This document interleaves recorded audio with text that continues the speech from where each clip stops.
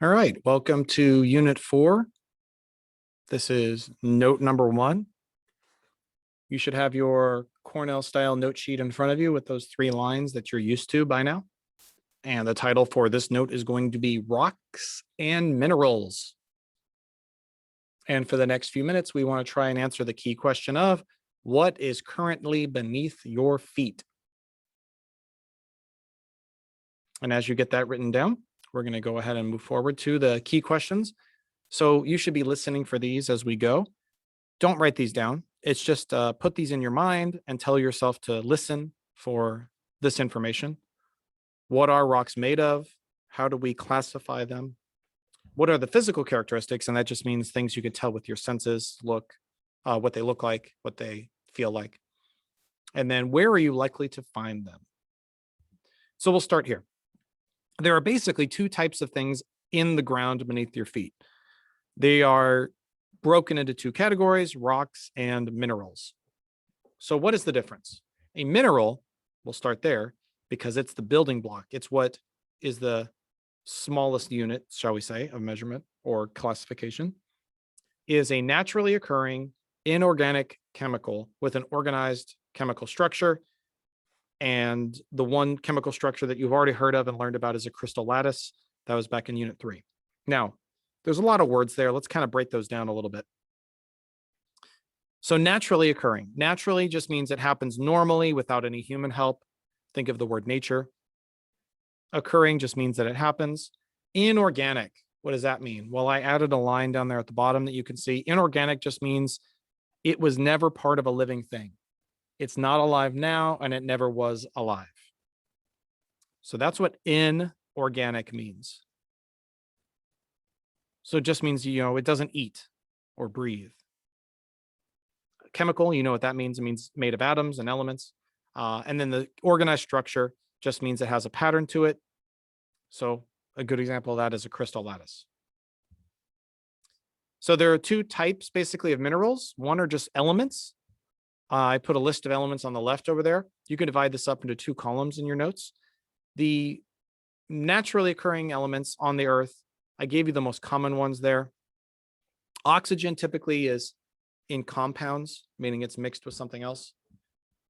Silicon is fairly common, both in compounds and by itself. And then you get into some stuff that you can find in the ground, aluminum, iron, calcium. And then at the bottom, as you can see, those are your precious metals, gold, silver, platinum. Those are the ones that are worth a lot. So when you get a mining company trying to get those out of the ground, that's why. Now, more commonly though, you get compounds. The most common one that you've probably seen before is quartz. Quartz is all over the place. You sometimes find quartz in the ground by itself as a rock of quartz, or a brick, I should say, not rock, but a clump of quartz. Very similar to quartz is something called feldspar. Those are basically just silicon and oxygen, and they're mixed with mixed with something else. And so you get things like rose quartz. Rose quartz is a pink quartz, and there's other type. Halite is how you say that next word. That's sodium and chlorine. That's basically salt. And then from that root word, we get the word haline. So how salty something is. Calcite, which is basically calcium mixed with other things. Very similar to halite. It's basically a calcium salt. And calcite's interesting because that's what makes stalactites and stalagmites in caves. And we're going to see a video about that in just a second. And the last one, I just included this because it was interesting. It's not very common, but it's called fool's gold, also known as pyrite. It's made mostly of iron and sulfur. But the reason why that's interesting is back in the Old West, people would come to California, let's say, and try to find gold. And they would find pyrite, which is iron and sulfur. As you can imagine, iron, as you can see on the left, is very, very common. And when something is very common, it's not worth anything. No one will buy it or pay for it because it's so common. They can go find it on their own. Well, as a result, if you find pyrite and you think you just found gold and now you're going to make a bunch of money, you're very sad to find out, no, it's not gold. It's called fool's gold. And pyrite doesn't look the same. It's not gold, basically. So here are some minerals. You can kind of just take a look at them. In the middle there, the column in the middle, you have a bunch of feldspar, all different colors. You got that blue on the top middle, and then the white, and then the peach colored. Down the bottom is quartz. Every single one of those is made of silicon and oxygen bonded together. Up in the right, that's halite. That's that salt I was telling you about. That's basically what, the salt that you put on your French fries looks like when it's naturally occurring. And then on the bottom right, you get calcite, and that's the calcium salt. And that's what you get in caves. And we're going to look at that right now. Rocks are made of one or more minerals. Minerals are solid matter found in nature. Some minerals you may already know about. For example, salt is a mineral. In nature, salt looks like this. A diamond used to make jewelry is a mineral. This is what a diamond looks like in nature. Silver that is used in coins is also a mineral. This is what silver looks like just after it is taken from a silver mine. Gold found in gold chains or rings is a mineral. This is what gold looks like in nature. Minerals are the basic building blocks of the earth. Minerals are inorganic, which means they are not alive. They don't need air, water, or food. Minerals are found in the earth's soil, rocks, and water. Scientists have identified over 3,000 different minerals, and as you can see, they come in all different colors, shapes, and sizes. If you visit caverns, you can actually see rocks being formed from minerals. As acidic rainwater finds its way underground, little by little, the mineral calcite is deposited by water dripping. This forms stalactites on the roof and stalagmites on the floor of the cavern. Like minerals, rocks come in all shapes, sizes, and colors too. Another way to say that is that rocks have different properties. Some rocks are smooth, and others are very rough. Some rocks are very hard, while others are soft.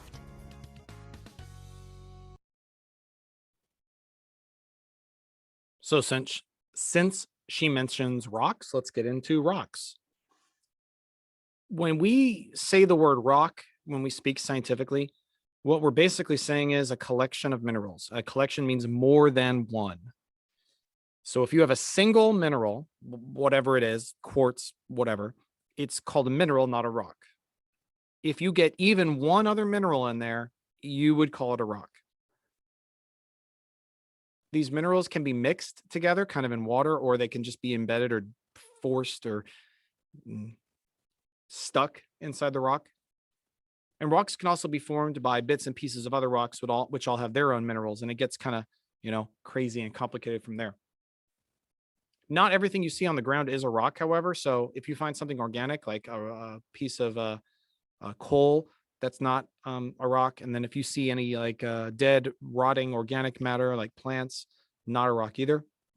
And then, as I just said, single minerals don't count. So quartz, if you find a nugget of gold, it would not be considered a rock. Now, rocks are based or sorted into 3 categories, and it's based on how they were formed, and that's really important. Please make sure that's written down. A rock only gets its type based on how it was created or how it was formed, no other way. That's really important. You don't give a rock its name based on where you found it or what it looks like. It's based on how it was created, and we're going to show you that right now. All right. So the first one is called igneous rock, and that word is igneous with an I. That is a capital I. That is not a lowercase l. So it's spelled I-G-N-E-O-U-S. All igneous rock is molten rock that has solidified into a solid. There are 2 main types of igneous rock, however. And we give these rock types their name based on the speed that the molten rock cooled.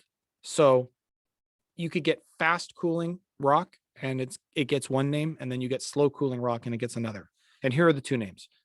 Extrusive is lava that basically broke out of the crust and it either touched water or air. When it touched the water or the air, it immediately turns into rock. Like sometimes it could happen within a few seconds, and then sometimes it takes maybe a day or two.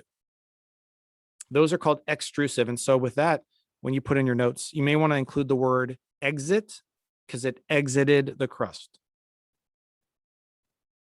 So I want you to think of the word exit. Extrusive rocks exited the crust. And now it's pretty obvious, though, the opposite of that is intrusive. Intrusive rocks did not exit. They're stuck inside. So you could put intrusive means inside. And that's magma that basically was trying to escape and didn't. And now it got stuck, and it cools over hundreds or maybe even thousands and sometimes over millions of years. Can you imagine taking 1 million years to turn from molten lava back into a rock? So let's go into a little more detail with extrusive. Now, with extrusive, because they cool so fast, their crystal structures, we talked about those, the lattices, don't have time to form. So you got a bunch of minerals, let's say, loose ions, whatever they are, and they're going to form a crystal lattice, but the rock turns from molten or liquid into a solid so fast, they all are just jumbled up on the inside and they can never form their crystals. As a result, and you can kind of see that in the picture there, they wind up having very tiny or no grains at all, and they wind up looking like glass. A very famous one that looks like glass is obsidian. You may have seen that in a natural history museum or something like that. Obsidian is basically molten rock that's turned to glass. Obsidian can be carved down and made very sharp, even sharper than a doctor's scalpel to perform surgery. Some, especially here in North America, the Aztecs would turn obsidian into weapons because they're so sharp. Anyway, so extrusive igneous are very common on the ocean floor. Basalt is the most common. And the reason why is because the ocean is made by divergent plate boundaries. And if you remember from last unit, what happens at divergent is you get two plates, they start to separate. Lava, basically, magma, which becomes lava, but magma comes up to fill the gap and it touches the ocean water. And you know the ocean water is very cold. And so it goes from magma to a rock very quickly. The other type is intrusive. And remember, intrusive means got stuck inside the crust. So as a result, they cool for a long time. They go from magma to rock and never touch the surface, and all of their crystals start to form. These are those crystal lattices from ions. The ions float around in the liquid, and because they cool so slowly, they're given plenty of time to form crystals. As a result, they usually have very pretty, sparkly, shiny crystals inside their rock. And so they're typically very pretty, and they're very common inside buildings. Like your parents may, or your family, a family member, friend, whatever, may have granite countertops. Well, granite is an intrusive igneous rock. It can come in different colors. There's red and different colors. I think granite is one of my favorite. But the reason why is because they cool so slow, crystals have time to form. And now here's a video to show you the difference between the types of igneous. Igneous rocks, and I'll include the difference between mafic igneous rocks and felsic igneous rocks. Igneous rocks are created from molten rock. In fact, the name is derived from a Greek word for fire. Igneous rocks form from hot molten rock that cools and then solidifies. Igneous rocks may form from magma, which is found inside the earth, or lava, which is molten rock on the surface of the earth. There are two major types of igneous rocks, intrusive and extrusive. Let's take a look at how intrusive and extrusive rocks differ. In terms of what they form from, where they are created, the rate of cooling, the size of crystals, and the texture. Extrusive igneous rocks are created from lava.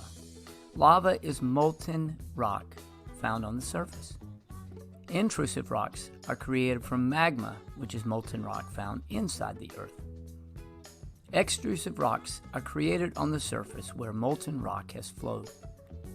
Intrusive rocks are created inside the earth from hot magma. Extrusive rocks cool quickly. Intrusive rocks cool slowly. They're inside the earth, which acts a little bit like an oven, which slows the rate of cooling. Extrusive rocks may have really small crystals smaller than 1 millimeter or no crystals at all. Sometimes they may either be vesicular, which means the rock may have air bubbles. Intrusive rocks have crystals larger than 1 millimeter. Take a look at these intrusive rocks and their crystals. Extrusive rocks have a very fine texture. Some, like obsidian, may even be smooth. Intrusive rocks have a coarse texture, which can be described as rough. Because intrusive rocks have larger crystals, this makes their texture rough. See if you can tell if the following rocks are extrusive or intrusive.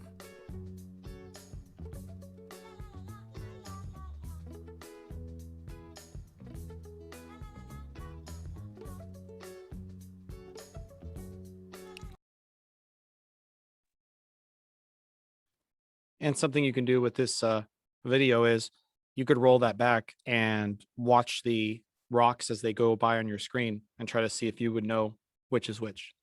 I also, I'm going to try later this week to post a game where you can click through and try to pick what type of rock it is. All right. This is an interesting photo. You don't really need to take notes on this, but I thought I would share. If you look on this photo, this is Yosemite Valley. And on the left there is a rock face called El Capitan. And then if you keep going towards the back, you get it's hard to see, but it's kind of in the middle of the picture. You get a rock cliffside called Half Dome. What you're noticing with all these rocks, or at least a lot of these rocks, is they're kind of the same color, at least Half Dome and El Cap are. The rock formation to your right isn't. But Half Dome and El Cap used to be part of the same big, how do you describe it, boulder almost of intrusive igneous rock. So what happened was lava, or magma, I should say, started moving its way up under Yosemite Valley, and it got stuck. But it got stuck in like a 10-mile long, 4-mile deep boulder. And over millions of years, it cooled. And then later, because California is full of earthquakes, it got pushed to the surface and ripped apart. And if you look in the back of that photo, El Cap is now fully separated from Half Dome. And it's because California is ripping itself apart because of the San Andreas Fault. And so you take a big hunk of igneous rock and you can now hike up it. And if you ever hike up either one of those, you'll notice the rocks are extremely shiny and pretty. A lot of it's granite, which is one of my favorites, but I just thought that was interesting to share. That's all igneous rock. All right. Here's the next type of rock. And so if we're talking about a different type of candy, if igneous was Skittles and it had sour and regular, now we're on to M&Ms. So think of it that way. This one is called sedimentary rock. And basically what you need to know here is it is created by pieces of other rock that get cemented together with the help of water, typically. And there are two types of sedimentary rock, and they're broken into those two types, or I refer to them as flavors, based on where the minerals come from. And again, minerals, they're what make up all rocks. So the first type of sedimentary rock is called detrital. Another word is clastic, although the guy in the video I'm about to show you uses that word. I'm not going to use that word. I'm going to stick to detrital, but it's formed from pieces of other rock that settle to the bottom of a body of water. And then the other type is chemical. And that's basically chemicals that leave or precipitate out of the water. So the first one is detrital. Again, clastic. If you want to write that down so you remember it, you can, although I won't use that word. Another word for detrital is basically debris. And if you think of debris, it's basically if you pop a balloon, you sometimes get debris of, the rubber from the balloon, or if you hit a piñata, you get debris, although with a piñata, it's candy is your debris. But basically, it's pieces of sand and rock and dirt and other rocks just stuck inside of it. And if you look at that picture on the right, you can literally see the pebbles that are stuck inside this rock. So the reason why it looks like that is all the pieces get weathered, whether through wind or water, off of another rock, or the rocks bump into each other and they make sand or dirt or soil, silt, whatever. And they settle down to the bottom of a body of water, and basically they get pushed together. And so I want you to think of it like a sandcastle. You ever make a sandcastle? You have to take wet sand and you smush it in your hands and you can make it take a shape. Well, a detrital sedimentary rock is basically a sandcastle that's solidified into a rock. These are the most common rocks on the surface of the earth. And when I say on the surface, I mean above the water. So where humans live, basically. When you walk around outside, there's a very good chance a rock that you see on the ground is a detrital sedimentary rock. The other type is called a chemical sedimentary rock. And this one's a little harder to conceptualize, but it's basically there were minerals, there were chemicals inside the water, and then the water left. It went away, or the chemicals came out of the water. It could be through evaporation, temperature change, concentration was too high, something like that. And it comes out of the water and forms a rock. These are usually consistent. The color is consistent, and there's usually some crystallization. You can kind of see that on that rock on your right. These are the most common rocks on the bottom of the ocean, on the very, very surface. There's igneous rock beneath that, but on the very bottom of the ocean, on the very surface, there's this thing called limestone. Limestone is from calcium carbonate, and it precipitates out of the water and it sinks to the bottom of the ocean. And over years, it gets squished and compacted together to make limestone. It's very similar to the process if you've ever made rock candy. And if you don't know how, you basically take some water, you add some sugar and maybe some flavor in there, but you mix it all up and it's just water.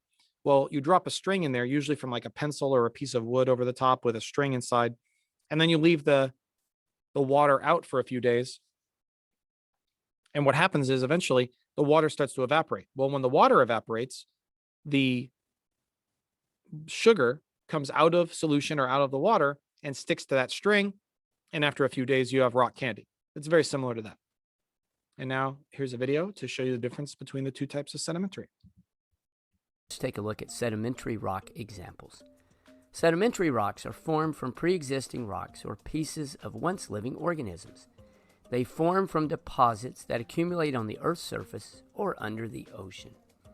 These particles that form a sedimentary rock are called sediment and may be composed of minerals or once living matter called organic matter. Sedimentary rocks can be divided into several groups. Some common groups include clastic sedimentary rocks, which form from fragments of pre-existing rocks, chemical sedimentary rocks, which form by precipitation of minerals from water. Precipitation is when dissolved minerals come out of water. And organic sedimentary rocks, such as coal and limestone, which form from the accumulation of plant and animal debris. Clastic sedimentary rocks are subdividing according to the dominant particle size. These particle sizes are ranked from smallest to largest. Clay is the smallest, then silt, sand, gravel, pebble, and boulder. Up first, shale. Shale is a fine-grained, clastic sedimentary rock composed of mud. This mud is a mix of flakes of clay minerals and silt-sized particles of other minerals, especially quartz and calcite. Shale is very fine-grained. Next, let's look at sandstone. Sandstone is one of the most common types of sedimentary rock found throughout the world. It is a clastic sedimentary rock composed of sand-sized grains of mineral rock or even organic material. It also contains some cemented material that binds the sand grains together. Next, conglomerate. Conglomerate is a coarse-grained clastic sedimentary rock composed of pebbles and boulders. The space between these pebbles and boulders is generally filled with smaller particles of calcite or quartz cement that binds the rock together. And finally, limestone. Limestone is an organic sedimentary rock that is often composed of the skeleton fragments of marine organisms such as coral. About 10% of sedimentary rocks found on Earth are limestone. All right, we're on to our last type of candy. So it was mentioned to me, and I think it was pretty clever, but you got the first one, igneous, we'll say, or like Skittles, and you had sour and regular, and then you had M&Ms, which are sedimentary, and those are peanut and regular. And now these are left and right Twix. I don't know. It was brought up in class. I thought it was clever. So metamorphic rock. These are rocks that are changed. You have to have that word changed. Literally, that's what metamorphic means, is a change to the rock. And they get changed far, far below ground. I mean, miles below ground. What happens is the minerals on the rocks are either melted by heat or crushed by all the pressure down there. So as a result, these are found very, very, very deep in the earth, and very few places do they get pushed up to the surface except where there's faults and geologic things like plate tectonics going on. Earthquakes will push them up as well. And there's two flavors, again, of these based on whether they are subjected to directional pressure or not. The two flavors of metamorphic are foliated, which have ribbons of color, and non-foliated, and we're going to get in some detail in just a bit. So first of all, foliated. What happens with foliated is pressure is the bigger driving force here. It forces all the minerals into alignment. Basically, it creates ribbons, and you can see that very clearly on the right. This only happens if the pressure is higher in one direction than another. And so what happens is, think of Play-Doh. If you had two balls of Play-Doh or two clumps of Play-Doh and you just put them right next to each other, they would be separate. But if you took your two hands and you squished them, you would make a layer. Like, let's say you had the green layer on the bottom and the orange layer on top, or the green layer on the left and the orange layer on the right. So that's foliated metamorphic. It's basically mostly just squeezing layers together. But then you get this called non-foliated. And this is where the pressure is consistent, but the rock is more like a loaf of bread. And what I mean by that is the heat begins to bake the rock. And if you've ever made bread, the dough starts off one way, but bread is much different. It changes, right? So think of it like a loaf of dough changing into bread. The heat bakes the rock and it causes the changes to the minerals and the crystals there. There's no pattern. Again, going back to bread, the way one slice of bread looks to the next is they're not exactly identical. So it's the same thing. There will be no pattern, and all the crystals are basically in the rock at random. You're not going to find a ton of these on the surface because they're made so deep in the earth. I mean, we're talking miles and miles down. So these are somewhat rare. And this one that you're looking to the right is actually called marble. Not marbles like the toy, but I mean the rock called marble. It is very commonly made to make pretty stone structures, which you're going to see here in a second. This classic building contains a metamorphic rock called marble. Rocks are classified by how they are formed.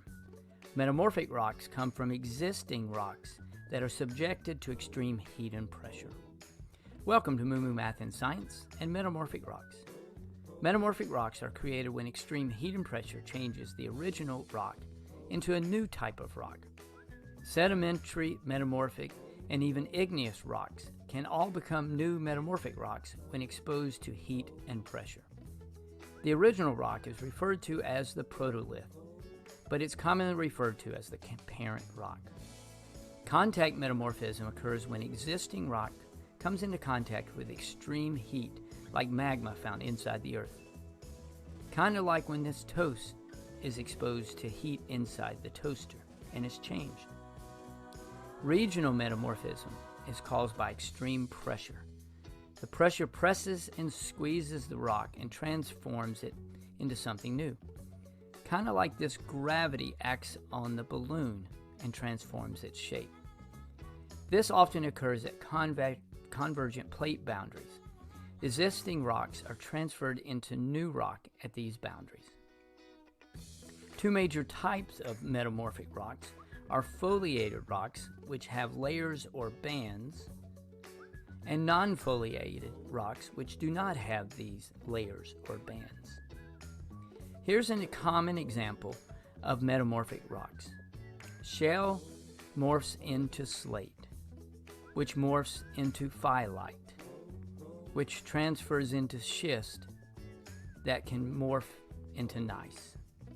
Another common example, sandstone, when exposed to heat or pressure, morphs into quartzite, and this limestone will morph into marble.